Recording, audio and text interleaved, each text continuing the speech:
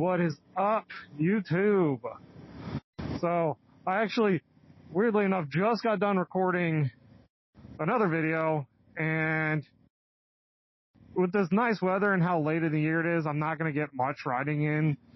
So I figured I'd jump on there. So the video, my last video, will probably have come out quite a bit, but I'm literally recording it same day.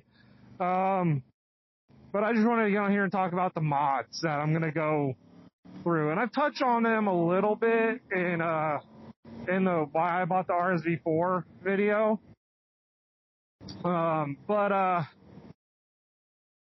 wanted to go through the actual mod list that I'm doing actively right now. Like, I've actually got everything ordered, and it's coming in. It's going to happen over the winter.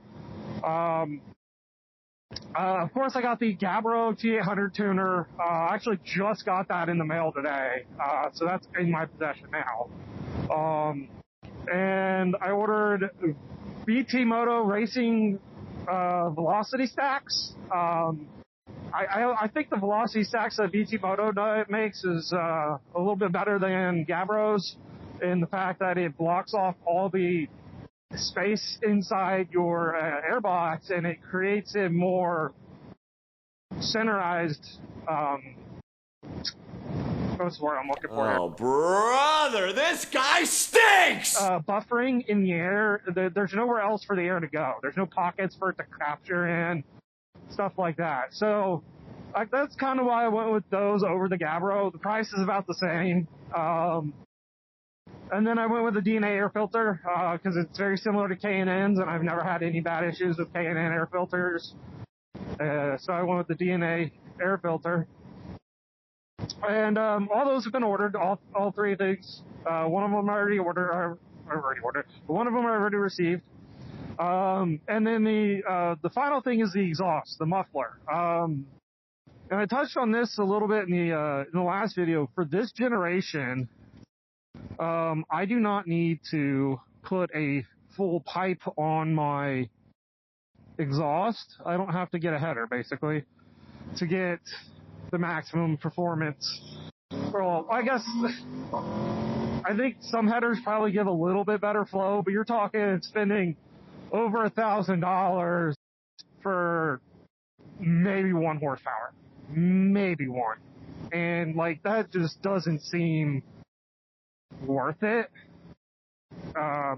So, and the reality is like, well, okay, so then I might as well just do a slip-on, which is what excuse me, I had to burp, which is what I did, but I didn't get just any slip-on. A lot of people go for the Leo Vinci, which is like the cheaper but still nicer, classic Italian, good quality exhaust for these bikes. And then you got the SE Projects, which are like your top tier, super expensive stuff like that. And then everybody else just basically like falls in between those two. The one I ordered is in between them. It's a little bit more on the pricier side of the in-between exhausts, but it's not the most expensive and it's not the cheapest. That's for sure. It's a shorty exhaust. I like the looks of the shorties on these bikes more than I do the ones. That was my biggest issue with the Leo Vinci is the pipe extends, and then it has that little can right at the where it mounts to the peg for the passenger pegs. Or you can get the other style, which looks like a normal muffler, but it's like I think they call it the factory ass or whatever. But you could get that, which I was originally going to. But then again, it still looks like a factory style muffler, and I really didn't want that look. I want that shorty look. And the Leo Vinci pipe, the little CRT exhaust, just doesn't do the shorty, which is, I really wanted to do that originally. I was going to do that. But then a coworker of mine told me about Toast, and so I started looking into the Toast exhaust. Well, Toast doesn't make an exhaust for this generation. They make the exhaust for the previous generation. Oh my goodness, there's a vet behind me too. So Toast doesn't make the exhaust for this generation, but the exhaust for the previous generation they do make looks freaking cool.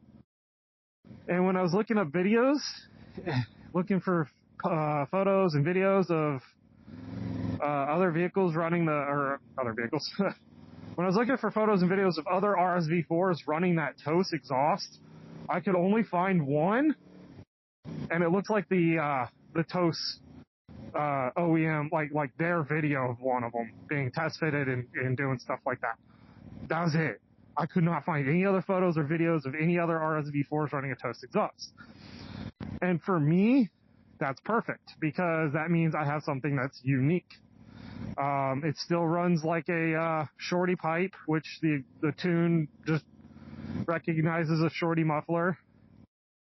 It's cat delete, so it's not going to be much different than me just running a shorty CRT or any other muffler when it comes to the tune and performance-wise. All the muffler does is have baffling to change the sound. So it doesn't change any restrictions. It's still a shorty. So the Gabbro M-Torque shorty map is perfect for it. So that's the plan. So I ordered that TOS exhaust for the previous generation, because the only difference between the previous generation and this generation for the TOS exhaust is the mounting point. Well, I can make a bracket for it, and I am going to make a bracket for it. And I've actually been in contact with TOS. I'm going to build a prototype bracket, probably 3D print one. I'll make one out of cardboard, get the measurements, CAD it up, and then 3D print it. And then, if I like that, I'll send them I'll probably email him the CAD file, but send him the 3D printed model as well, because he said something about sending him the models. And then, once they get that prototype that I made, they're going to make a prototype out of theirs on their end, send that to me, and if I like it, and if they like it, I'll take photos and send it to them. They're going to make one out of billet, and then they'll send me one, and then add that to their roster. So, but I'll be the only person that I know of with one of those exhausts on an RSV4, because I have not seen any other RSV4s with them. So it'll be unique, and I like that. I'll have something that's extremely unique. It'll sound slightly different than everybody else's RSV4s. And it's a shorty that's not going to melt my shoes like the SC Project GP22, which costs like $2,200. I do not understand why that exhaust is so expensive. But yeah, so that's the plan. We're going to do that in the winter. I'm going to do that over the winter, and hopefully that will, once I get that tune and all the other modifications, dude, I'll have so much power in this bike next summer. Oh, it's going to be so fun. Not that I condone any kind of illegal racing activity or not, but there may or may not be videos from Mexico of me testing out the performance of this bike with the tune. I will say that a friend of mine, well, I guess he's not really a friend. I don't even know the guy. Who's your buddy, man? I have no idea. Oh, you won't play that game. I guess he was met with some of my other friends up at a meet, and then we all were riding together. He wanted to do some pulls on his Gixxer Thou that was more Mafia tuned, and with this in sport mode, not even in user engine map 1 or whatever. I was in engine map 2 sport mode, and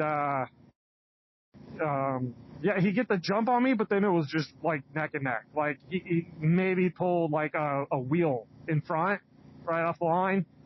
And that could just be reaction time and launch. I mean, like that's really all that was. But then it was like neck and neck after that. Like I caught we just held it. So for this bike to not be on full kill and to be able to keep up with a tuned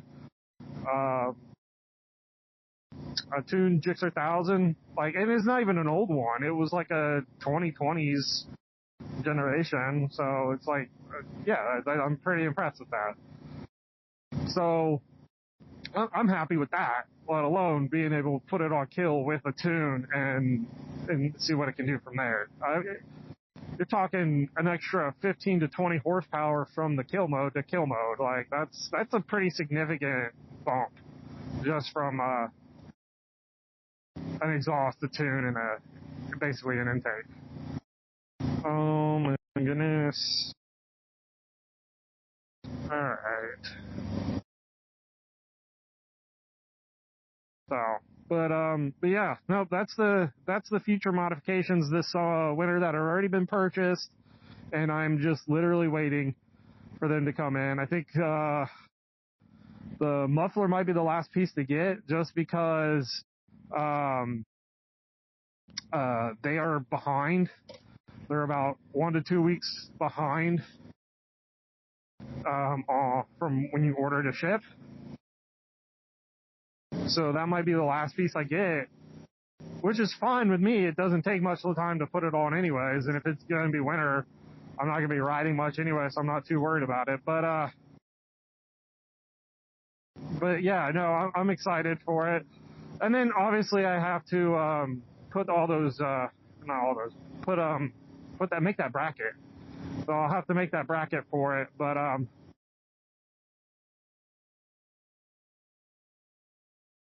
oh, I mean, at least we're moving. They're going faster than that ambulance that I got stuck behind one.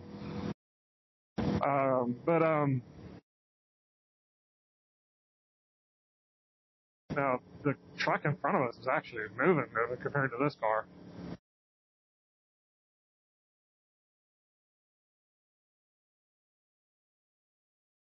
Alright.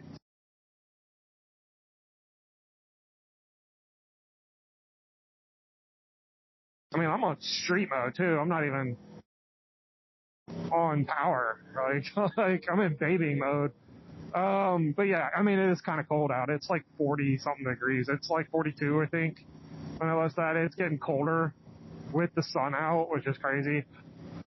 So I kind of wanted to get out and get riding and get some videos filmed that I can edit over the winter. But yeah, so, I mean, that's going to conclude, this video. If you like what's coming, subscribe so you can see more videos once I get it modified. And, hopefully, oh yeah, and there's going to be a dyno day sometime next year. Don't, oh no, he's going straight, sweet. And yeah, so anyways, if you like this video, and you want to see more of the modifications, once I get the modifications, like, subscribe so you can get notified when I post videos. And if you don't, then leave a comment on what I can improve on. And I'll catch you on the next one.